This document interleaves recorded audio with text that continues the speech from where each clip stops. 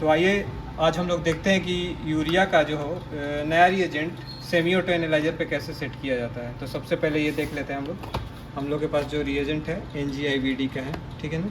ये NGIVD का reagent है यूरिया का, ठीक है। इसमें रिएजेंट 1 4 पीस है 50 ml और रिएजेंट 2 25 ml 2 है और एक स्टैंडर्ड है, ठीक है।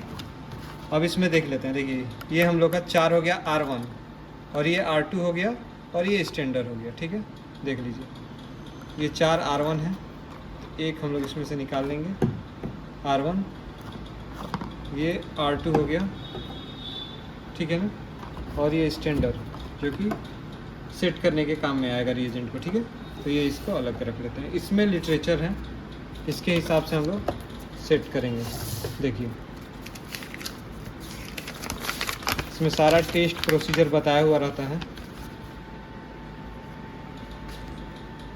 देखिए ये देख रहे हैं ना,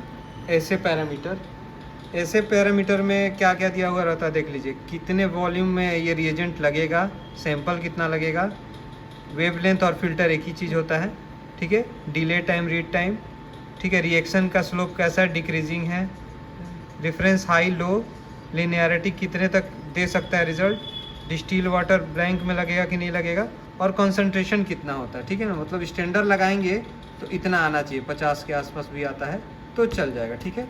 ये हमारा नॉर्मल रेंज हो गया इस रिएजेंट का 15 to 45। अगर 15 से नीचे रहता है तो लो है और 45 से ऊपर आता है तो हाई है, ठीक है। तो आइए आज हम लोग देखते हैं कि सेमी ऑटो एनालाइजर पे कैसे सेट किया जाता है। तो चलिए सबसे पहले यहाँ पे न्यू का ऑप्शन दिया हुआ है, इसको क्लिक कर लेंगे, ठीक है। यहाँ पे नेम में क्या हम लोग लगा रहे हैं, यूरिया। तो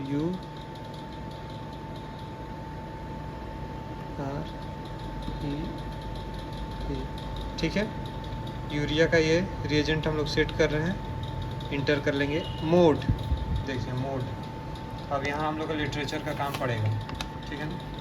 तो मोड कौन सा है, जो रीडिंग मोड देख रहे हैं ना आप लोग, फिक्स टाइम लिखा हुआ है सबसे पहले, ये फिक्स टाइम उसको सेट करेंगे। देखिए इसमें फिक्स टाइम कहाँ दिया हुआ है, ये दिया हुआ है ना फिक्स टाइम, तो इसको क्लिक कर लेंगे, ठीक है।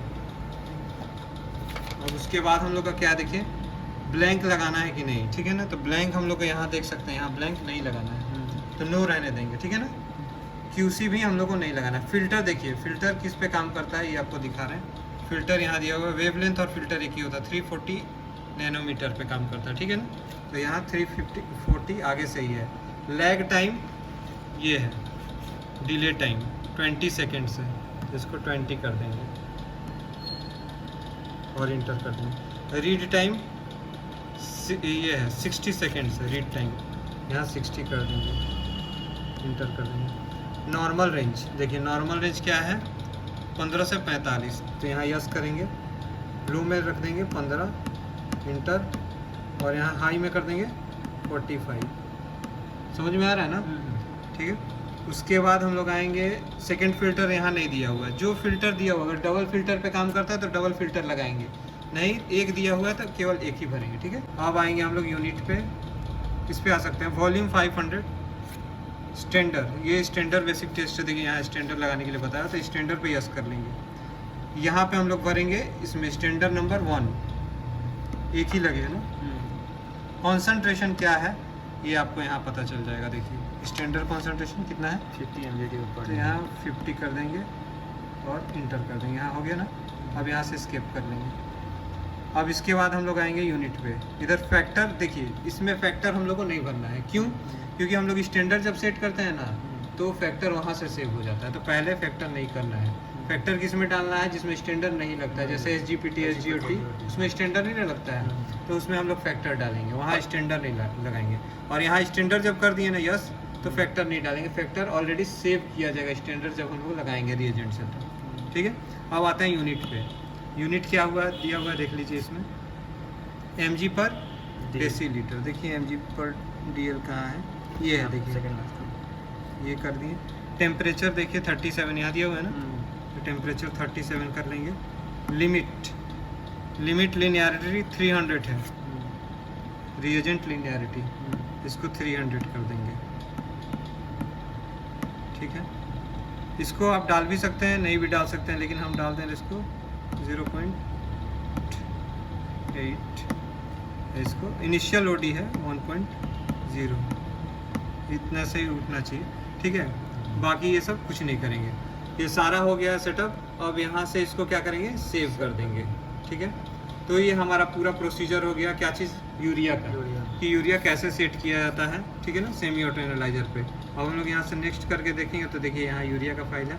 यहाँ पे जब हम क्लिक करेंगे तो क्या आएगा, देखिए यूरिया पे क्लिक करने के बाद यहाँ ब्लैंक और स्टैंडर्ड। कभी भी हम लोग नया रिएजेंट सेट करते हैं ना, तो क्या होता है पता है, हम लोग को स्टैंडर्ड लगाना पड़ता है। मतलब जो ये रिएजेंट दिया हुआ है और ये स्टैंडर्ड के लिए जो वाइल दिया हुआ है, ये हम लोग को सेट करना पड़ता है। तो अब यहाँ से हम लोग इस पे आएंगे और इसको क्लिक करेंगे। यहाँ टेम्परेचर लेगा 37 डिग्री सेल्सियस। ठीक है ना, लैंप वार्म अप टाइम जो है ये टेम्परेचर को मेंटेन कर रहा है 37 डिग्री सेल्सियस पे। तो उतना देर हम लोग वेट करते हैं। ठीक है, वेट करने के बाद आपको बताते हैं कि स्टैंडर्ड कैसे लगेगा। तो जब तक टेम्परेचर ले रहा है मशीन, ठीक है ना, 37 डिग्री सेल्सियस, तब तक हम लोग क्या कर लेते हैं, देख लेते हैं प्रोसीजर को। ठीक है ना, तो स्टैंडर्ड लगाने के लिए हम लोग को वर्किंग रिएजेंट जो है 1000 लेना है। और यहाँ हम लोग के पास जानते हैं क्या है, रिएजेंट 2 है। ठीक है ना, एक है R1 और एक है R2। ठीक है ना, तो इसको हम लोग कैसे लगाना पता है, इसको हम लोग को ले लेना है 800 और इसको ले लेना है 200।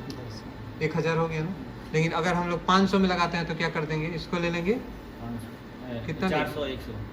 हाँ, 400 और 100 कर देंगे। ठीक है, तो हम लोग 1000 में लगाएंगे तो हम लोग इसको लेंगे, R1 को लेंगे 800 और इसको 200। ठीक है, और इसको 1000 में कितना डालना है, बस 20 माइक्रोलीटर आपको डालना है स्टैंडर्ड को। ठीक है ना, तो जैसे ही हम लोग का टेम्परेचर ले लेता है मशीन, तो मैं स्टैंडर्ड लगाने के लिए प्रोसीजर बता दूंगा आपको। तो ये 37 डिग्री सेल्सियस कंप्लीट करने के बाद मशीन रेडी हो चुका है। और यहाँ देखिए aspirate reference, press aspirate switch to swipe. इसका मतलब ये है कि आप यहाँ से डिस्टिल वाटर इसको पिला दीजिए। ठीक है, लैग टाइम जो ले रहा है ना 5 सेकेंड। इस मशीन पे ये है कि उसके बाद थोड़ा सा फिर डिस्टिल वाटर लेता है, इसलिए हटाना नहीं है। और ये हम लोग का रीड स्टैंडर्ड मांग रहा है, देख रहे हैं ना, स्टैंडर्ड मांग रहा है। तो स्टैंडर्ड लगाने के लिए मैंने क्या बताया है, चलिए आपको बता देता हूँ। अब टेस्ट प्रोसीजर मैं अच्छे से बता दे रहा हूँ। देखिए स्टैंडर्ड लगाने के लिए हम लोग को R1 ले लेना है। देखिए ये R1 हो गया। ठीक है ना, R1 1000 में लगाना है तो इसमें 2 रिएजेंट डिवाइड है। ठीक है ना, तो ये R1 हो गया, इसमें से हम लोग ले लेंगे 800 माइक्रोलीटर। ठीक है, R1 एक रिया वाइल में। ये देखिए स्टैंडर्ड लिखा हुआ है हम लोग के पास। इसमें हम लोग सबसे पहले ये डालेंगे 800 माइक्रोलीटर, उसके बाद R2 डालेंगे, ये R2 है। ठीक है, ये डालेंगे 200 माइक्रोलीटर और स्टैंडर्ड में से डाल देंगे 20 माइक्रोलीटर। ठीक है, डालने के बाद इसको अच्छे से मिक्स करके उसी टाइम पिला देंगे। इससे हम लोग का फैक्टर सेव हो जाएगा। स्टैंडर्ड जो लगाएंगे इससे हम लोग को फैक्टर मिलेगा। ठीक है ना, तो ये प्रोसीजर करने के बाद आपको बताते हैं आगे।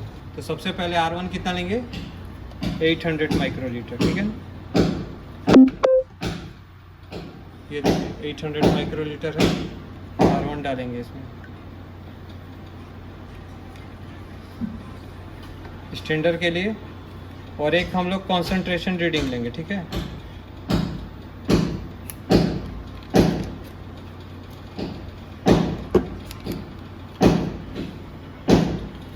अब 200 R2 डालेंगे। ठीक है ना, R2 को, ये R2 हो गया।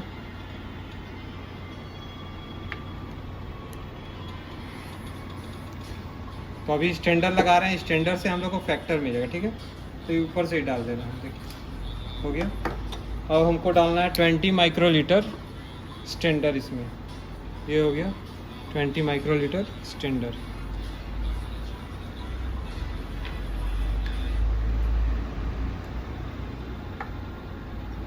$800 में 200 R1 R2, उसके बाद 20 माइक्रोलीटर इसमें स्टैंडर्ड डालने के बाद इसको वेल मिक्स करके इसको यहाँ से पिला देंगे स्टैंडर्ड पे। देखिए यहाँ स्टैंडर्ड मांग रहा है ना, इस पर पिला देंगे।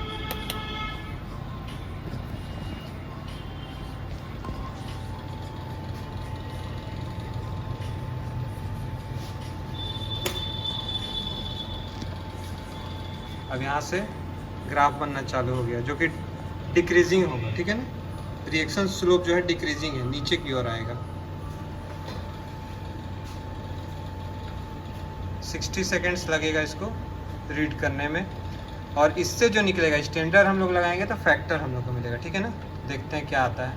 ये देखिए, ये हम लोग का यूरिया का स्टैंडर्ड लग गया है, यहाँ से स्किप कर लेंगे। और ये पूछ रहा है कि रीरन स्टैंडर्ड, तो नहीं, हम लोग को नहीं डालना है, ठीक है। 321.9 फैक्टर आया हुआ है, ये हम लोग का फैक्टर हो गया। अब यहाँ से स्किप कर लेंगे, ठीक है ना। ये लगाइए, यहाँ से डिस्टिल वाटर लगा लेंगे और यहाँ से स्किप कर देंगे और वॉश कर देंगे।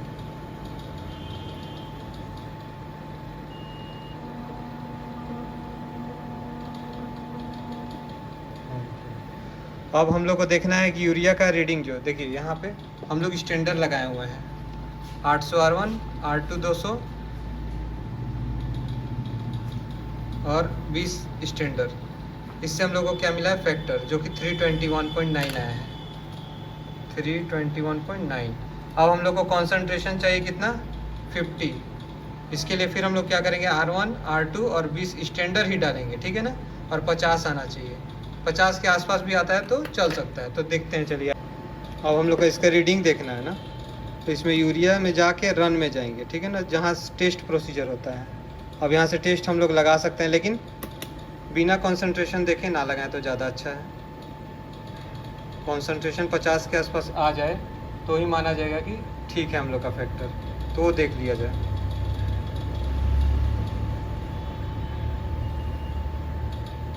देखिए फैक्टर यहाँ दिखा रहा है ना, जो है 321.94, वो सेव हो चुका है। रीड सैंपल दिखा रहा है। अब यहाँ पेशेंट का भी हम लोग टेस्ट लगा सकते हैं, लेकिन हम लोग सबसे पहले जो स्टैंडर्ड वाला प्रोसीजर है ना, वो इस पे सैंपल पे पिला के देखेंगे कि 50 आ रहा है कि नहीं, ठीक है।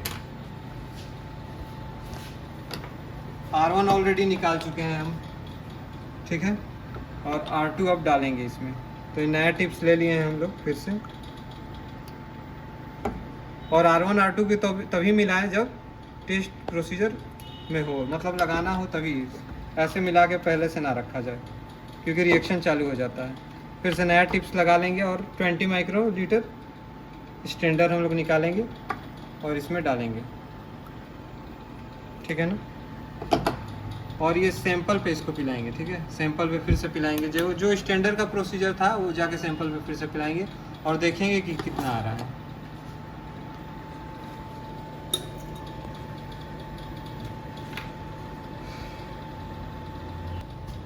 और 10 सेकेंड से देखते हैं क्या रिजल्ट आता है।